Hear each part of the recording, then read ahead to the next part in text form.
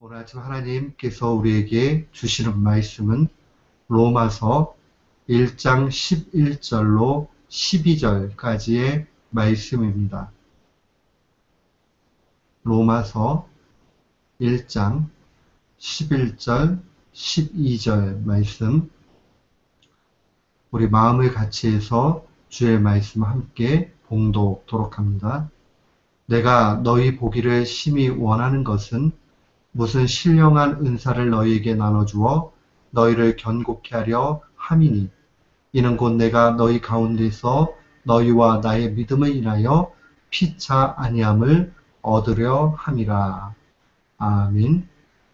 저는 오늘 본문 말씀 로마서 1장 11절로 12절 말씀을 통해서 성도의 교제의 가장 좋은 길이라는 제목으로 주의 말씀을 선포하도록 하겠습니다.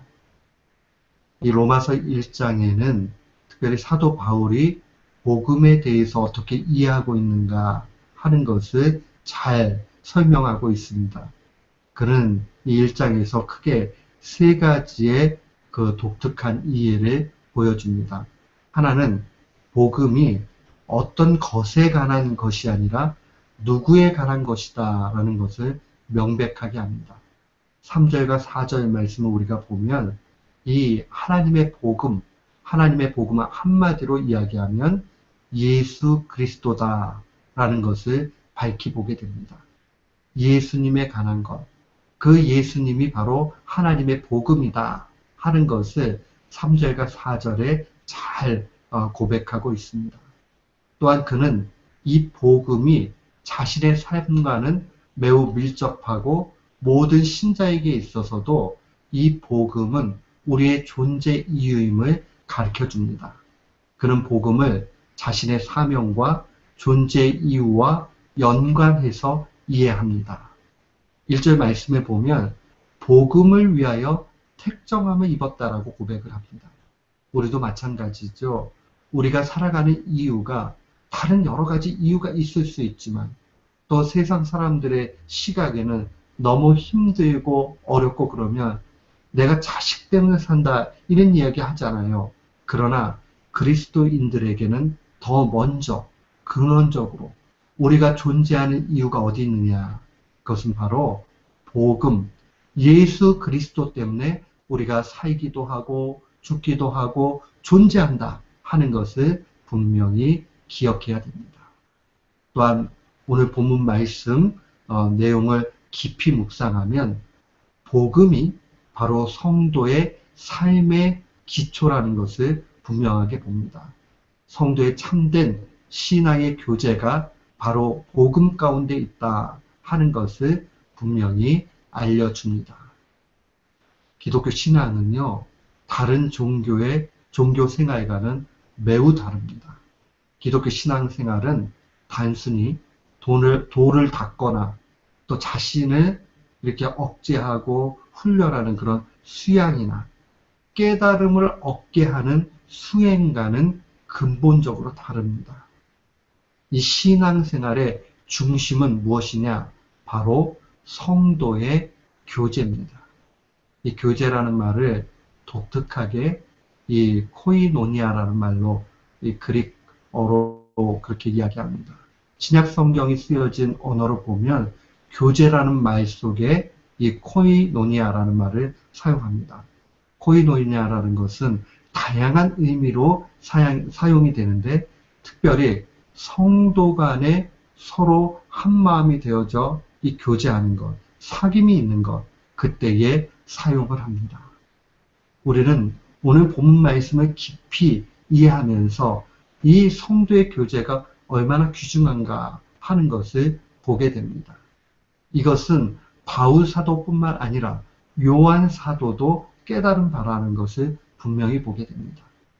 요한 1서 1장 3절 말씀 보면 우리가 보고 들은 바를 너희에게도 전함은 너희로 우리와 사귐이 있게 하려 함이니 우리의 사귐은 아버지와 그의 아들 예수 그리스도와 더불어 누림이라. 결국 신자가 받은 은혜를 서로 나누어 갈 때에 이 그리스도 안에서 풍성한 신앙의 삶을 누리게 되는 것을 이야기합니다. 코이노니아, 이 교제라는 것은 선택의 문제가 아니라 필수적입니다. 신앙생활은 혼자 할 수가 없습니다. 반드시 함께 하는 것입니다. 한국에 가면 이 개신교 수도원 운동을 하신 선교사님이 계십니다. 이 태백이라는 작은 도시에 이 기독교 신앙 공동체를 이루어 가신 분이 있는데 그곳이 바로 예수원이라는 곳이에요. 이 예수원의 설립자였던 대천덕 신부님, 아처 토레이라는 신부님이신데 성공의 신부님입니다. 근데 이분이 교회에 관해서 이런 이야기를 했어요. 교회가 돼야 된다. 앞에 교회의 한자는 우리가 일반적으로 교회라고 철치라고 이야기하는 그런 가르칠 교자를 사용합니다. 그래서 가르침이 있는 교회는 또한 동시에 교회, 여기서 교자는 서로 교자를 사용합니다. 서로 교자는 우리가 교제한다 할 때 쓰는 그런 한자입니다. 그러니까 교회 안에 참다운 사귐, 이것이 있어야 된다라고 이야기합니다. 이것은 영성이 깊었던 대천덕 신부님만이 깨달은 바가 아닙니다. 우리가 사도신경 신앙 고백하잖아요. 그때 우리의 고백 가운데도 분명히 있습니다. 원래 사도신경을 우리가 번역하기 전에 그냥 원문대로 보면 처음 시작이 나는 믿습니다. 크레도라는 말로 시작을 합니다.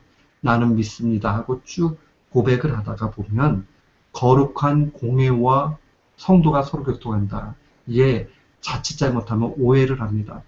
이 거룩한 공회, 그러니까 교회를 얘기하죠. 교회와 성도가 교통한다라는 뜻이 아니에요. 우리 말 성경에도 보면 거룩한 공회와 다음에 컴마가 있어요. 이게 무슨 의미냐? 내가 믿는데 거룩한 공회를 믿는다. 사도적 전통 아래에서 신앙 고백이 있는 그런 하나님의 교회를 믿는다 하는 것, and, 그리고 성도의 서로 교통하는 것, 성도가 서로 교통하는 것을 또한 믿는다는 뜻이에요. 그래서 우리의 신앙 고백 가운데서도 성도가 서로 교통, 다른 말로 이야기하면 교제하는 것, 또 이 교제라는 말은 때때로 연합한다는 뜻입니다. 이것은 매우 귀중한 신앙의 훈련이요, 신앙의 중심이라는 것을 기억해야 됩니다. 그렇기 때문에 나는 신앙생활 혼자에 하는 것은 참다운 신앙생활이라 볼 수가 없습니다. 그러한 의미에서 복음을 경험했던 이 바울 사도는 로마에 있는 성도들과도 깊은 교제 나누기를 간절히 원합니다. 12절 말씀, 오늘 본문 말씀에 보면 이는 곧 내가 너희 가운데서 너희와 나의 믿음이 인하여 피차 안위함을 얻으려 함이라. 또 나중에 13절에 보면 그가 간절히 이 로마로 가서 성도의 교제를 나누기 원했지만은 하나님의 뜻 가운데 계속 막힘이 되었다라고 이야기를 합니다. 그가 왜 그렇게 간절하게도 로마 교회 성도들과 교제를 원하느냐? 그것은 바로 피차 안위를 얻기 위함에서 그러하다는 것을 밝힙니다. 그런데 이 12절 말씀을 우리가 좀 깊이 보면 과연 너희 가운데서 너희와 나의 믿음, 이 믿음이라고 이야기하는 믿음의 교제거든요. 과연 이 믿음이 무엇에 대한 믿음인가 하는 것을 잘 살펴야 됩니다. 그는 이 복음, 특별히 예수 그리스도를 경험하는 걸 통해서 그 믿음의 기초를 세웠다는 것을 봅니다. 결국 예수님께서 그리스도라는 사실, 그 사실을 믿는 믿음 가운데서 참다운 교제가 이루어진다는 겁니다. 사랑하는 성도 여러분, 우리의 교제는요, 단순한 교제가 아니에요. 예수님이 우리의 주인이 되시고 우리의 그리스도가 되신다는 이 사실 속에서 기쁨을 누리게 되는 것이고, 이 누리는 기쁨을 혼자 간직하는 것이 아니라 서로 간에 나누어 주고 또한 듣고 하는 일들을 통해서 풍성하게 나아가는 겁니다. 이렇게 복음에 대한 확신을 가지고 또한 경험한 것을 나눈 걸 통해서 어떠한 결과를 얻게 됩니까? 12절 하반절에 보니까 피차라는 말은 서로라는 말 아닙니까? 서로 안위함을 얻는다. 이 안위함을 얻는다는 말은 좀 쉬운 말로 번역을 하면 함께 힘을 얻는다, 이런 의미입니다. 이 원래 원문에 나와 있는 말로 보면 이 한 단어로 되어 있지만 두 가지 의미가 합쳐져 있는 단어입니다. 이게 바로 마음을 같이 한다, 이런 뜻이 있고 또 함께 힘을 얻는다, 이런 뜻이에요. 그러니까 내가 받은 은혜를 통해서 마음을 같이 하면서 힘을 주기도 하고 힘을 받기도 하는 그런 격려의 차원이 이 교제의 중심이라는 것을 보게 됩니다. 어떻게 복음을 통한 교제를 나눌 수 있겠습니까? 11절 말씀을 보면 아주 구체적으로 증거되어져 있습니다. 바울 사도가 왜 그토록 만나기를 원하느냐? 11절 보면 무슨 신령한 은사를 너희에게 나눠주어 너희를 견고케 하려 합니다. 신령한 은사. 이 신령한 은사라는 말을 오늘날의 말로 다시 번역을 하면 영적인 은사라는 말입니다. 근데 이 영적인 은사 그러면 우리가 성경 안에서 조금 구별해서 사용해야 됩니다. 오늘 본문 말씀에 보면 사도 바울이 로마에 있는 교우들에게 무슨 신령한 은사를 너희에게 나눠주고자 한다라고 그렇게 이야기를 해요. 근데 우리가 일반적으로 영적인 은사다라고 얘기하면 병을 고치는 뭐 신유라든가 예언이라든가 영분별이라든가 방언이라든가 이런 것들은 고린도전서 12장이나 에베소서 4장에 잘 드러납니다. 그런데 이러한 은사가 주어지는 그러한 주체, 주어는 항상 삼위일체 하나님입니다. 근데 오늘 본문의 11절에는 바울 사도가 준다고 얘기하거든요. 근데 이거는 차원이 조금 다른 거지요. 이 본문의 주어는 바울 자신입니다. 그렇기 때문에 여기서 얘기하는 신령한 은사라는 것은 자신이 경험한 복음에 대한 체험, 경험 또한 은혜를 이야기하는 겁니다. 21세기 복음주의 신학자였던 이 존 스타트 목사님도 역시 이 본문을 해석할 때에 이것은 하나님께서 우리에게 주시는 영적인 특별한 은사의 표현이 아니라 이 바울의 가르침이다라고 그렇게 이야기를 합니다. 그러니까 결국 그가 사도행전 9장에서 자신의 이 복음의 회심 체험을 하잖아요. 십자가에 달려 죽으신 예수 그리스도께서 호련한 빛으로 나타나셔서 음성으로 내가 바로 네가 핍박하는 예수다라고 이야기를 하는 그 회심의 체험을 통해서 그가 개인적으로 복음을 경험하잖아요. 그 이후에 수많은 일들을 경험하고 또 사역 가운데 하나님의 은혜를 맛보게 됩니다.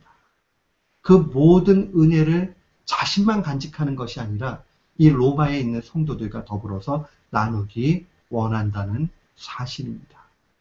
사랑하는 성도 여러분, 우리가 건강한 교회가 되었다, 건강한 신자가 되었다는 것은 활발한 신앙의 교제가 있는 것입니다.